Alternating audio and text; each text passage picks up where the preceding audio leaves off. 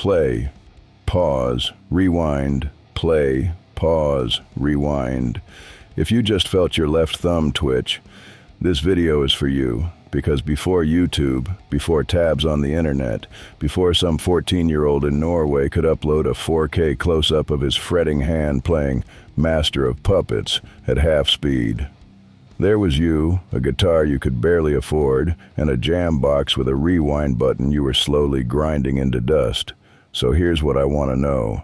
How did we actually do it?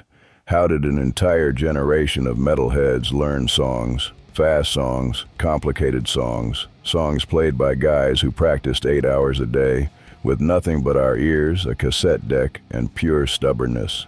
And here's the bigger question, the one that's been rattling around my head lately. Did learning it the hard way actually give us something the kids with YouTube never got?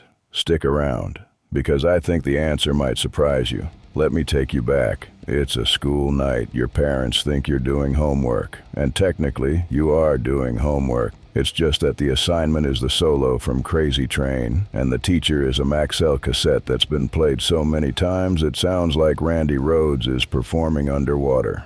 Here's the setup, and if you were there, you know exactly what I'm describing. You've got the jam box on your dresser. You're sitting on the edge of your bed with your guitar resting on your thigh. The guitar is plugged into a practice amp the size of a lunchbox, or it's not plugged in at all because it's 10 p.m. and your dad already yelled once, and then the ritual begins. Play. You catch maybe 4 notes. Pause. You hunt for those 4 notes on the fretboard like you're defusing a bomb. Rewind. But here's the thing, and this is the part that separates the people who were there from the people who weren't. You couldn't rewind to a spot. There was no scrubbing, no timeline, no chapter markers. You held that rewind button down and you counted. 1 Mississippi, 2 Mississippi, release, play, too far.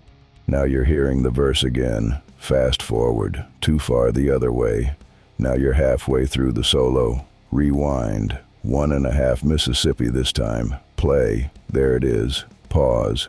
You developed an internal clock accurate to the half-second. NASA engineers wish they had the timing precision of a 16-year-old trying to find the second half of a Kirk Hammett solo. And can we talk about what this did to the tapes? Every metalhead my age owned at least 1 cassette with a dead spot. A section of tape that had been played, paused, and rewound so many times that it physically wore out. Or your jam box would eat the tape and you had to surgically remove it from the tape player and put it back into the cassette with a pencil. The song would be cruising along and then warble, like the band suddenly got seasick. I had a copy of Ride the Lightning where the middle of Fade to Black sounded like it was melding, because I'd spent an entire summer living in those 16 bars. And then there was the copy of Somewhere in Time that half of Wasted Years was garbled because the tape was wrinkled. You probably remember the emergency surgery too, the pencil. Everybody knows about the pencil for winding loose tape back in, but the real veterans remember splicing, scotch tape, a razor blade, performing microsurgery on your favorite album on the kitchen table like a field medic. We didn't just listen to music, we maintained it, physically, with tools. Now, some of us got fancy. If you were really serious, I mean really serious, you eventually got your hands on the Holy Grail, a tape deck with variable speed, or better yet, you figured out the turntable trick. You'd take the record, the actual vinyl, and play it at a slower speed. A 45 played at 33.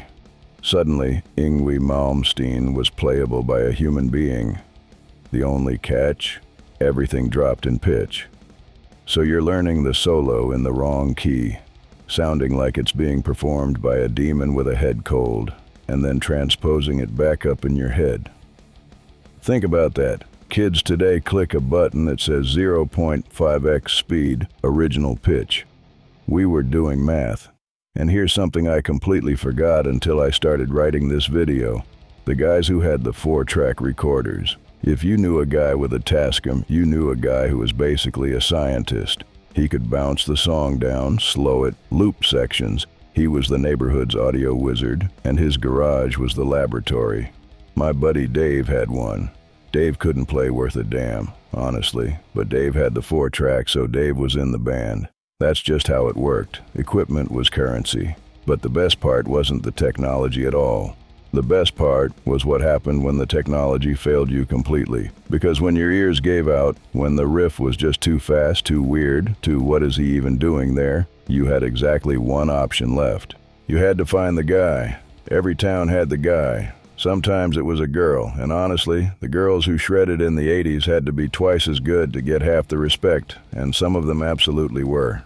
The guy was usually 2 or 3 years older. He worked at the music store, or he just haunted it. He had a denim jacket with back patches that told you his entire belief system, and he could play things that seemed physically impossible. Getting the guy to show you a riff was a diplomatic mission. You couldn't just ask. You had to earn it. You had to hang around, nod at the right moments, know your stuff, maybe mention you'd been working on some Sabbath, something respectable, something that proved you weren't a poser. And then, if the stars aligned, he'd sigh, grab a guitar off the wall and go, "No man, you're playing it wrong. It's a gallop. Down, down, up. Like this. Down, down, up." 4 seconds of instruction, and your entire life changed. I remember, and this is a true story, standing in a music shop for probably 45 minutes, pretending to look at strings I couldn't afford, waiting for the older guy behind the counter to have a free moment so I could ask him about the intro to Battery. 45 minutes of reconnaissance for 30 seconds of wisdom, and I think every metalhead has a version of that story. Some older player who handed down a riff like it was fire from the gods. That's not education, that's lineage. Kids today have tutorials. We had elders. Then, of course, there were the magazines. Guitar World, Guitar for the Practicing Musician. Hit Parader if you just wanted photos. The day the new issue hit the rack was a religious holiday, because in the back, past the interviews, past the gear ads for pedals that promised insane sustain, were the transcriptions, actual notated tabs of actual songs. And if the song you were dying to learn was in that issue, that magazine came home with you. That magazine got opened flat on the bed. That magazine developed a permanent crease down the spine at exactly the page where the solo started. But here's the humor of it, and you know this if you lived it. Half the tabs were wrong, and then something happened that none of us expected. We started fact-checking the magazines with our ears, because after enough hours of play, pause, rewind, your ears got good. You'd look at the tab and go, "Nah, that's not what he's playing. That bend is a whole step, not a half." Nobody told us we were doing ear training. Nobody said interval recognition. We just knew, the way you know a friend's voice on the phone, exactly what a minor third sounded like at full distortion. And then there were the tab books, had the entire collection of the first 4 Metallica albums. I remember waiting for the tab books to come out and rushing to the music store to get it as soon as I heard it was out. Unfortunately, I don't have them anymore. They were stolen at some point over the years. And this is where I want to slow down for a second, because I think there's something underneath all of this. Learning a song back then wasn't a transaction, it was a relationship. Think about what it actually took. To learn one song, you might spend 2 weeks with it. 14 days of sitting closer to that music than anyone sits to anything now. You knew the breath the singer took before the second verse. You knew the exact spot where the drummer rushed. You knew the songs the way you know the creaky stairs in your childhood house. In your body, not your brain. You weren't consuming the song. You were moving in with it, and the effort filtered everything. Nobody spent 2 weeks learning a song they were lukewarm about. The sheer cost of the process meant that everything you learned, you loved. Your repertoire wasn't a playlist, it was a biography. I think that's what I notice most when I talk to younger players. And let me be clear, some of these kids are terrifyingly good, better at 15 than I'll ever be, and I genuinely love that for them.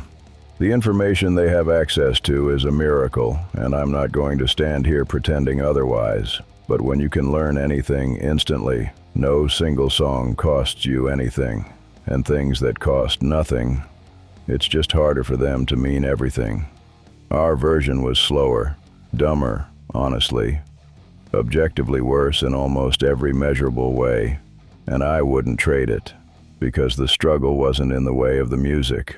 The struggle was the music, because here's what nobody tells you about play, pause, rewind. And this is the part that still gives me chills. There was a moment, every metalhead who learned an instrument knows this moment, when it finally clicked.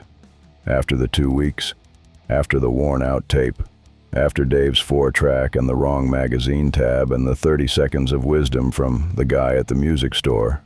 There was a moment when you played the riff all the way through, at full speed, and it was right. Your hands just did it, and for about 4 seconds you weren't a kid in a bedroom in a nowhere town. You were the song. I still remember mine. The main riff from Master of Puppets. I'd been fighting that thing for most of a month, and one random Tuesday, it just happened. My hands knew it before my brain did. I played it 3 times in a row and then ran downstairs to play it for my mom, who nodded politely, having absolutely no idea she was witnessing the single greatest achievement in human history. She thought I'd joined a cult anyway. This did not help my case. But that moment, you couldn't download that moment. You couldn't stream it.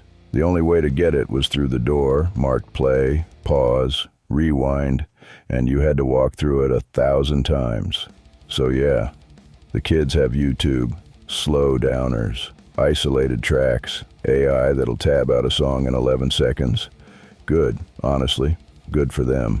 I hope they use it. I hope they get great, but they'll never know the specific silence of a paused cassette at 11 p.m. They'll never do tape surgery with a pencil and a prayer. They'll never stand in a music store for 45 minutes to earn 30 seconds of down, down, up. The tapes wore out. Our patience somehow didn't. The magazines are gone. The jam boxes are in landfills. The guy from the music store is somebody's grandpa now. But every riff we bled for is still there, filed away in our hands, in that place deeper than memory. Press play on any of those songs today and watch what happens. Our fingers still move. 40 years later, without being asked, because we didn't just learn those songs, we earned them. So here's what I want to know from you. What was the song? The one that owned your jam box for weeks? The one you play, pause, rewound until the tape begged for mercy? Drop it in the comments, and be honest about how long it took you. This is a judgment-free zone, mostly, and hey, if you think learning the songs was hard, wait until I tell you what we went through just trying to figure out the lyrics, because before the internet, we didn't sing the words the band wrote. We sang the words we thought they wrote. And some of you are still singing them wrong today. That story's coming next. Stay heavy.